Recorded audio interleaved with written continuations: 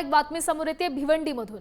रस्त्याच्या मध्यभागी फळांची हातगाडी लावल्यामुळे 24 वर्षीय तरुणाचा अपघातात जागीच मृत्यू झाला। फेरीवाल्याच्या अडथळ्यामुळे ही धक्कादायक घटना घडल्याचं समोर आलंय। या सगळ्या प्रकारामुळे नागरिकांच्या सुरक्षेचा प्रश्न पुन्हा एकदा ऐरणीवर आला। बेजबाबदार फेरीवाल्यांवर कारवाई कधी होणार असा संतप्त सवाल स्थानिकांकडून उपस्थित केला जातो आणि प्रशासनाच्या या दुर्लक्षामुळे अशा घटना वारंवार वाढत असल्याची टीका देखील होते। या संदर्भात अधिकची माहिती देत आहेत आपले प्रतिनिधी फैयाज शेख।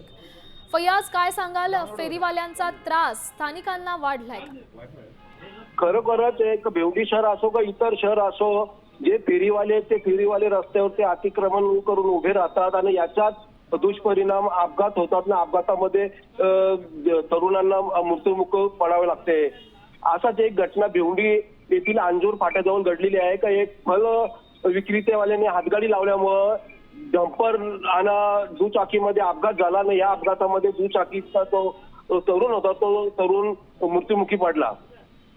नक्कीच धन्यवाद फैयाज, आपण दिलेल्या या सविस्तर माहितीसाठी। आपण या दृश्यांच्या माध्यमातून पाहू शकतोय दुचाकी स्वाराला जाण्यासाठी तिथे जागाच नव्हती, मात्र ट्रक चालकाचाही अंदाज चुकलेला आहे। फेरीवाल्याच्या एका चुकीमुळे एकाचा नाहक बळी गेला।